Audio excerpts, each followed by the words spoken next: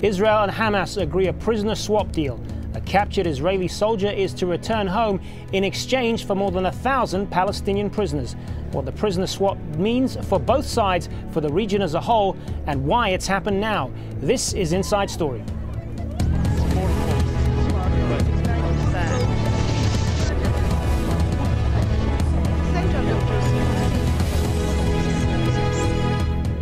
Hello, a warm welcome to the program. I'm Hazem Seeker.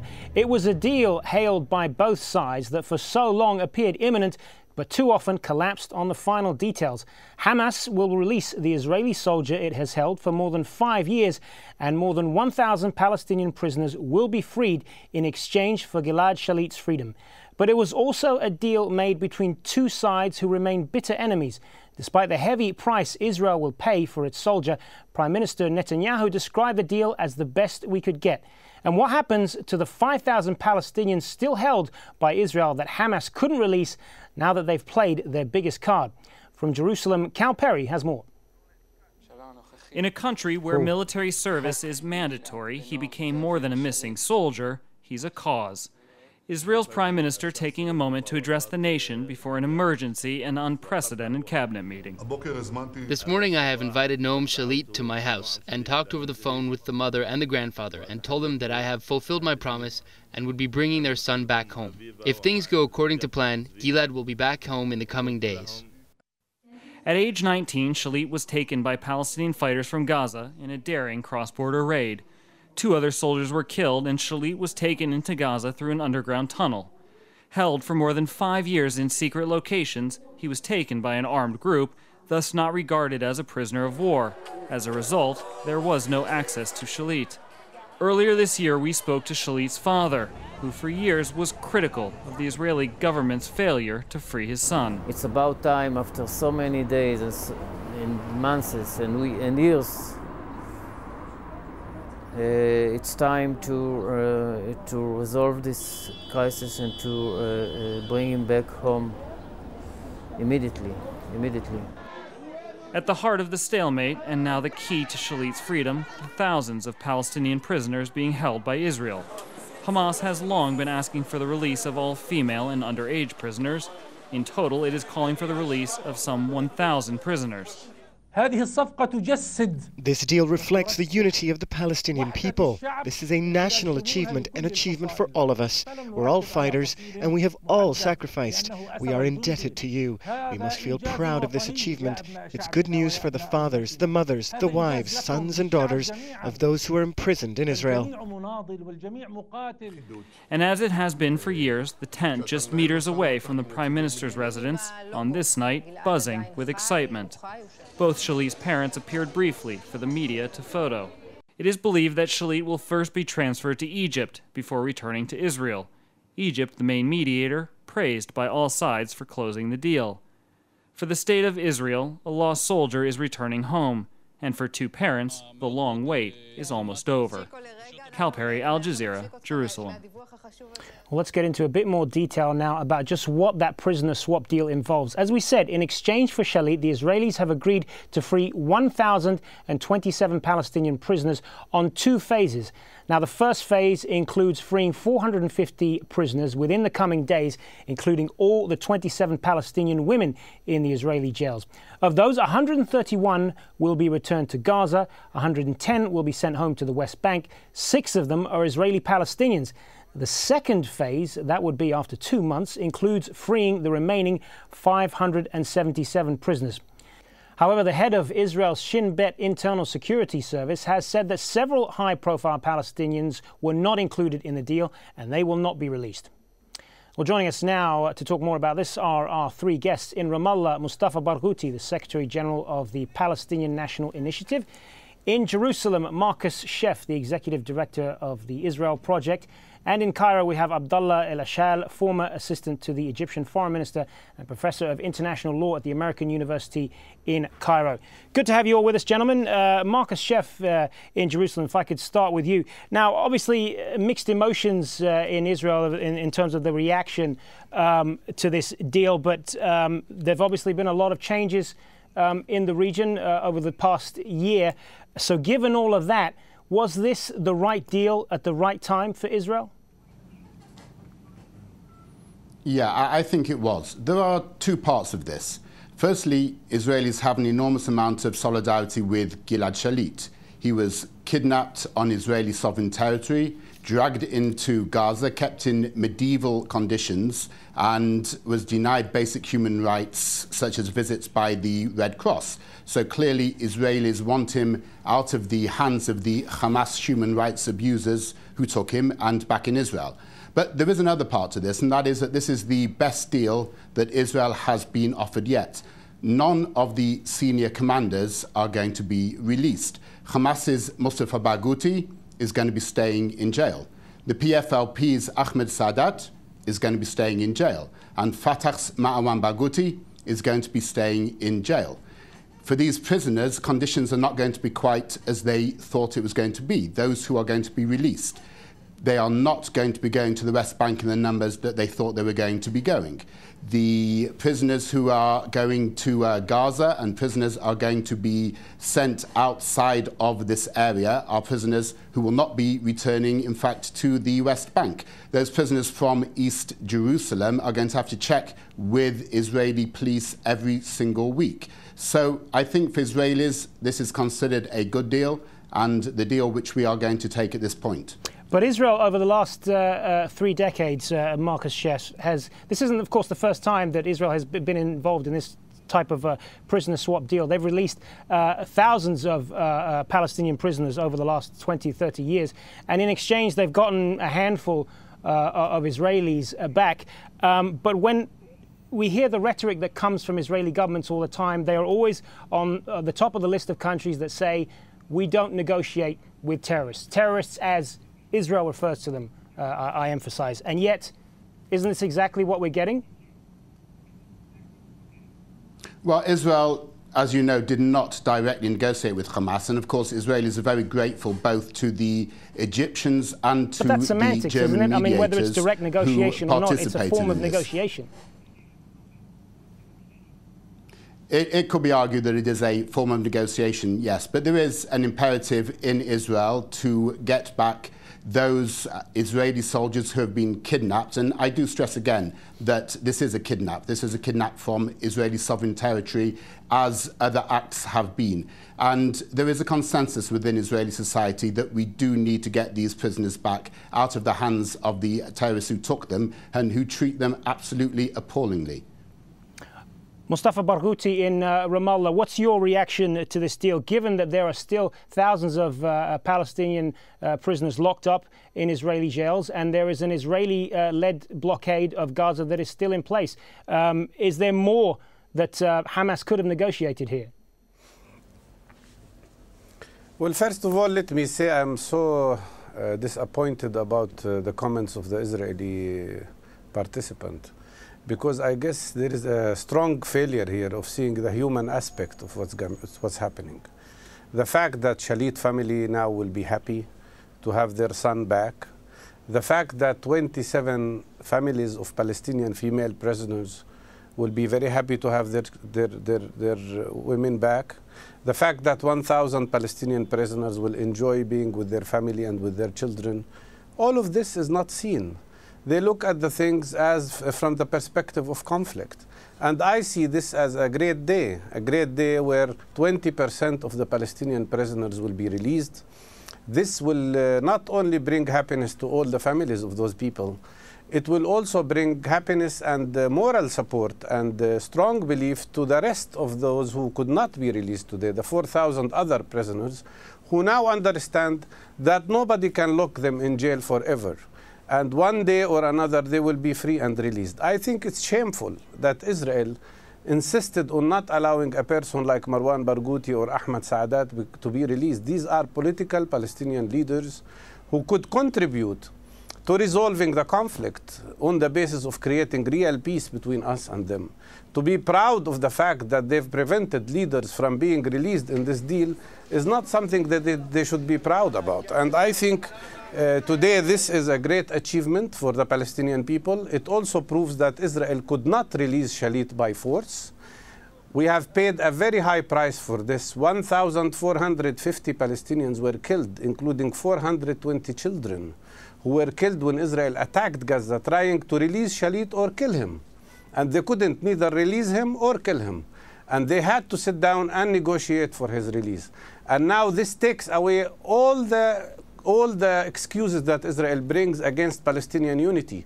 If they are negotiating with Hamas, why Fatah cannot sit down with Hamas? And why can't we as Palestinians have a unified leadership that could later negotiate properly with Israel, if Israel wants peace?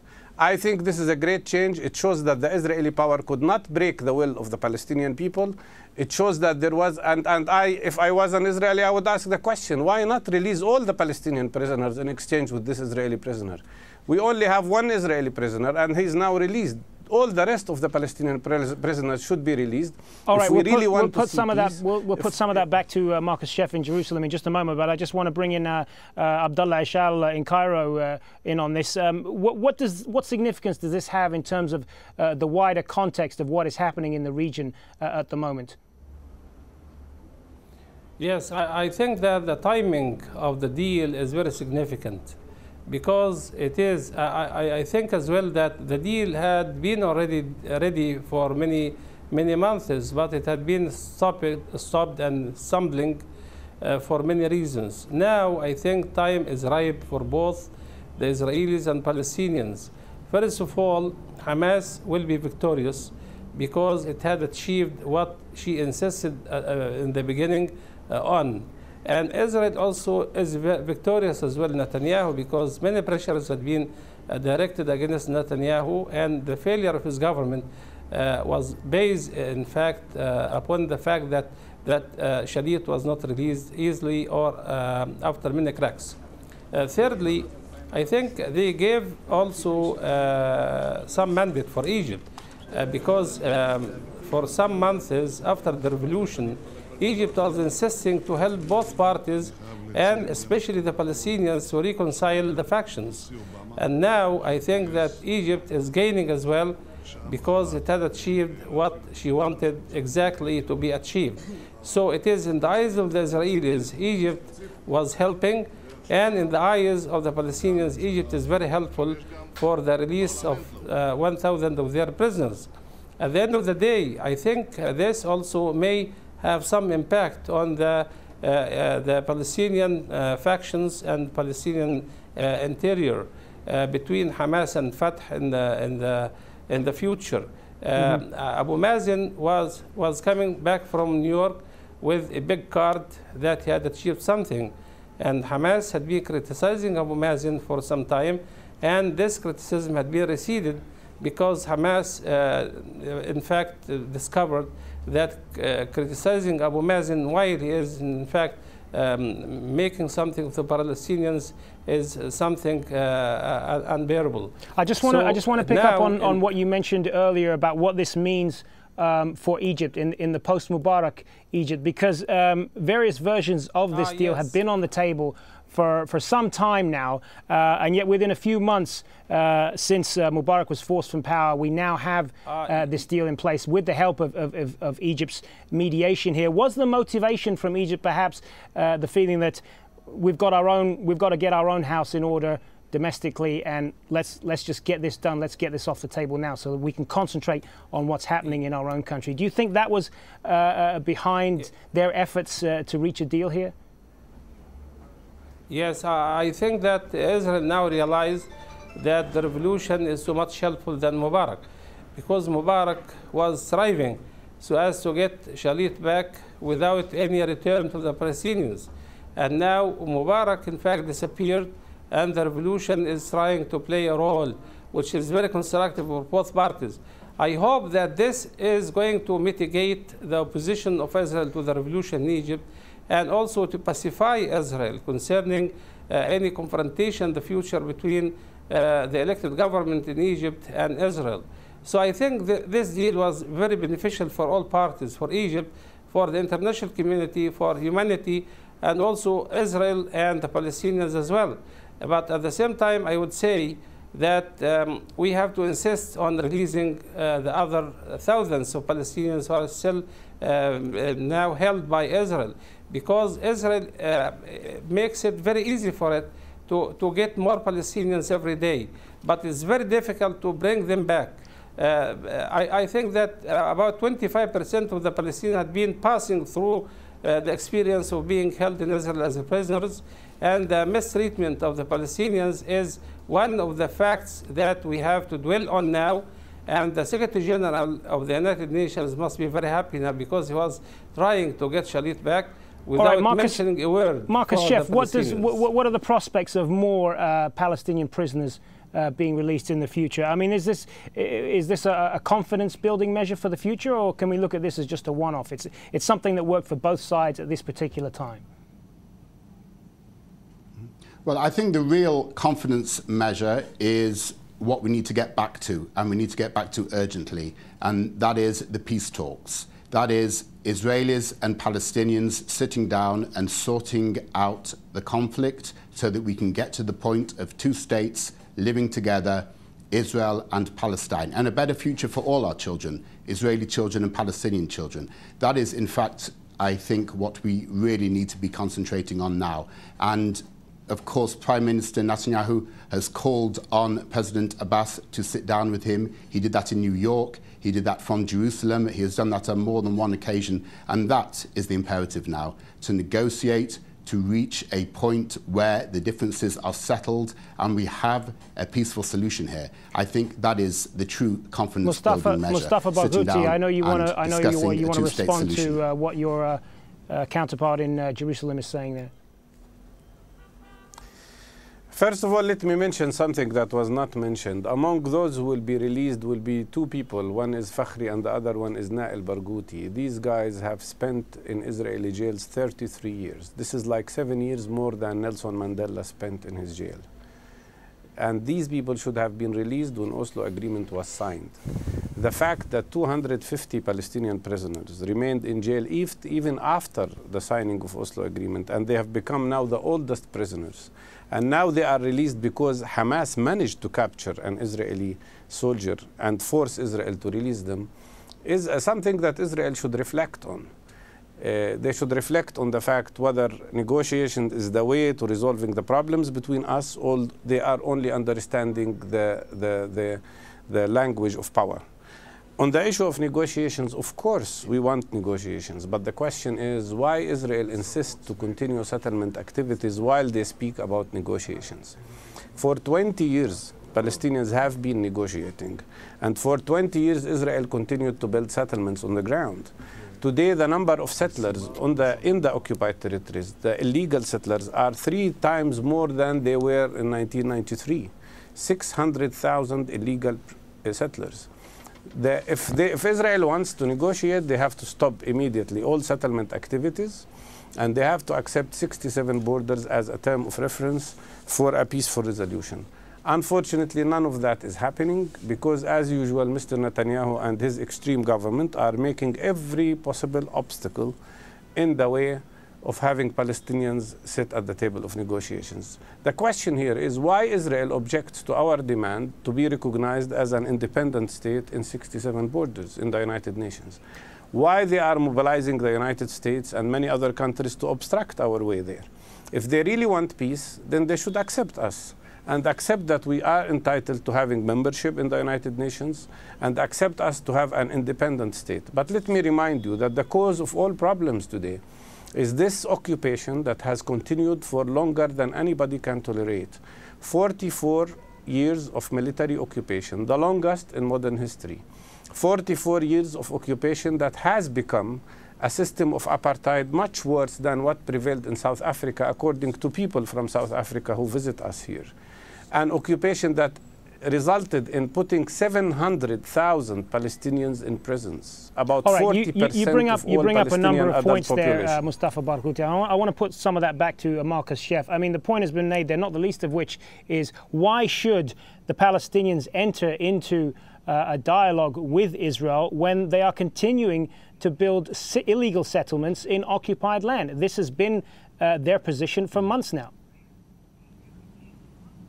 Can I first say that the people who are not going to be returned, the people who have no chance of being returned to their families, are the hundreds and hundreds of Israelis, Jews and Arabs, who were murdered in the streets of Israel going about their everyday business, in cafes, in restaurants, in pizzerias, on buses, on taxis. Those are people who are never going to go back. 220 in 2002 alone, every single year. So many Israelis murdered by terrorists who are in those prisons. So for them, for their families, there is no hope at all, and let's not forget that, and let's not forget what this is about. Can you include as far in as that number the negotiations are Palestinians concerned, who were killed? All right, but my original question on the settlement issue: why should the Palestinians enter into a dialogue with Israel if they're continuing to build settlements? As far as that question is concerned, listen, Israel and the Palestinians have been negotiating now for 18 years. Clearly, those negotiations need to come to fruition. But as we all know, those negotiations took place when the building of settlements was not an issue.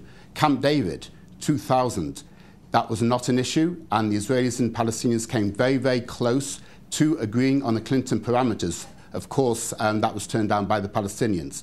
In 2005, when Olmert and Abu Mazen were negotiating, 2008, when Olmert and Abu Mazen negotiated, very, very close. It wasn't an issue then. And Netanyahu himself was the first prime minister to conduct a moratorium, a housing freeze. He did that without being asked by the Palestinians. He just did that, a 10-month housing freeze. And the Palestinians said, oh, we're not impressed, not good enough. It was only at month 8.5 that negotiations started. And then, of course, the housing freeze became the gold standard for the negotiations.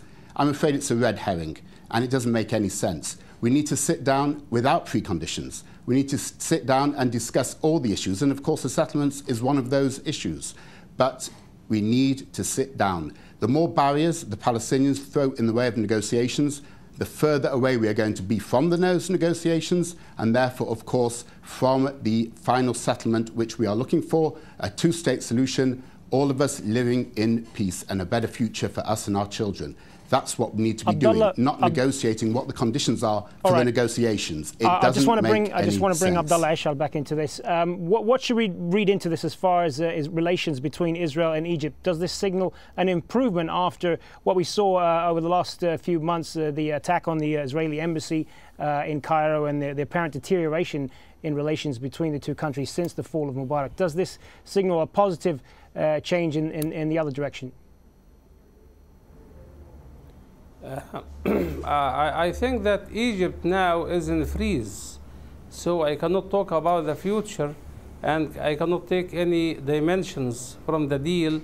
The deal doesn't make any impact on the Israeli-Egyptian relations, because Egypt is still, in fact, suffering from the hurt, the injury that 6 of its soldiers had been killed by Israel in Sinai. And Israel, in fact, is talking about apology or sorrow without apology. In Egypt now, we have many reports that Israel had apologized, but I don't believe it because I have to see the words. One day, our cabinet had declared that Israel had apologized, and we accept that, but it's not enough. The second day, Barak, the defense minister, said that we didn't apologize at all, because Egypt is always right. So I think that we still have this impediment. And at the same time, I think that the Egyptian people are still striving now for a democratic regime.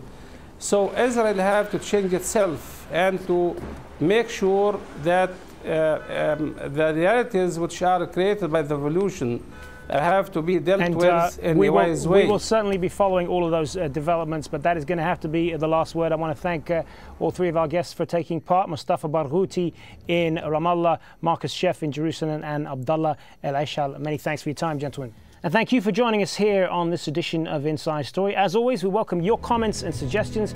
You can email them to us at insidestory@aljazeera.com. Latest news is up next. Bye for now.